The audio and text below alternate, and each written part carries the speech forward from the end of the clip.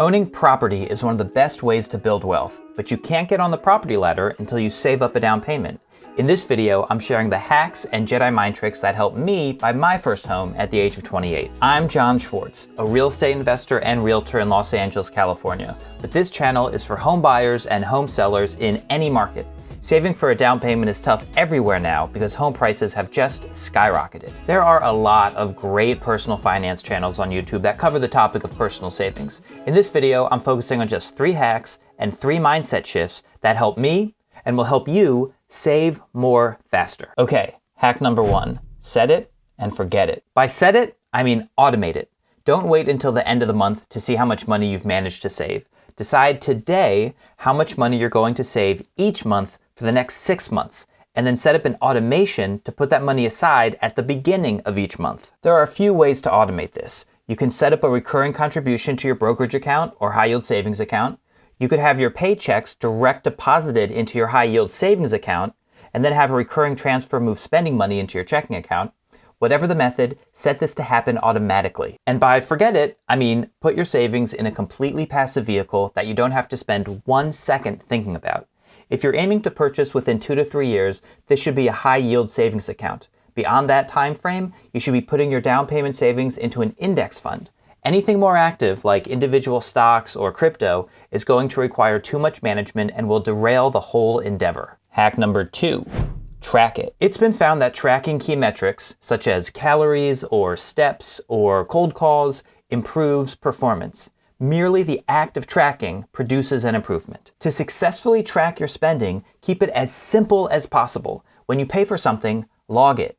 Literally. As the cashier or web page is processing your credit card, make a note of what you bought and how much it cost. I started doing this pre-smartphone with an extra small Moleskine pocket notebook and a good old Fisher Space Pen, both of which I've linked to below if you think going old school will help your habit. Or grab a really simple app to log your expenses in a handful of categories. Don't get complex. Don't worry about scanning receipts or linking bank accounts or any of that nonsense. Here are a few apps that I think will work, and here are the 6 categories I used when I was saving for a down payment. Necessities, the things you can't live without. Rent, utilities, prescriptions. You can include toiletries and the cell phone bill here if that makes sense to you. Goods, any things, physical or digital, that you buy. Clothing, a Kindle book, video games, a camera, all things go here. Services. These are purchases that don't include things, but a service. Dry cleaning, your Netflix subscription, a concert ticket, postage. That's right, postage is actually a service. Groceries. Pretty self-explanatory. Any unprepared food is logged here. Food. This is where I would log any prepared food. Eating out, ordering in, a Slurpee from 7-Eleven, any food that doesn't require further prep. And lastly, car. If you don't drive a car, call this category transportation. Put all the costs associated with your car or other transportation here. And that's it. If you want to focus on a particular area of your spending, like clothing or coffee, you can make a category specific to that.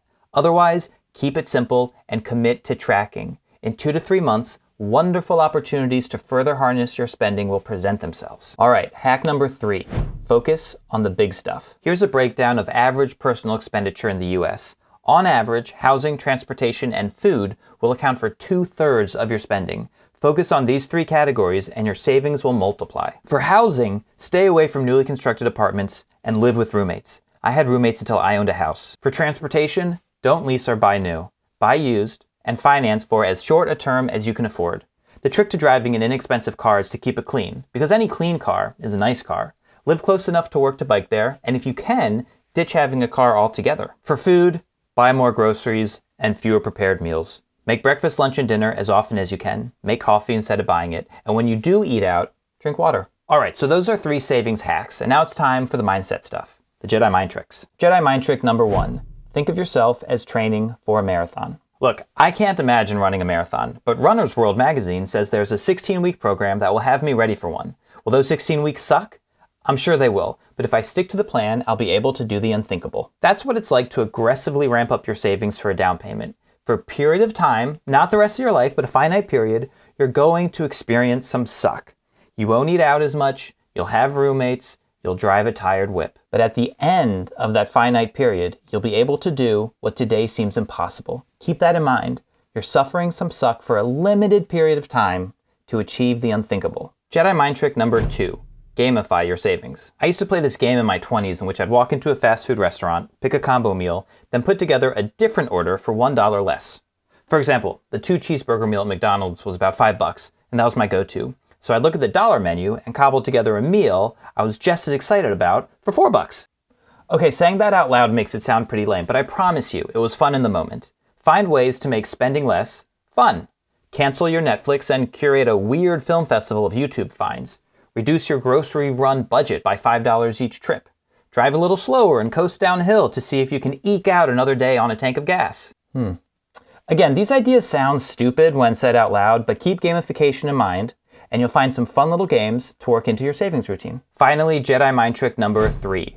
Identify as a saver. Look, identity means so much in our lives. How you identify dictates how you feel, which dictates how you act. When you're eating fewer meals out and driving an inexpensive car and living with a roommate, it's easy to identify as a loser.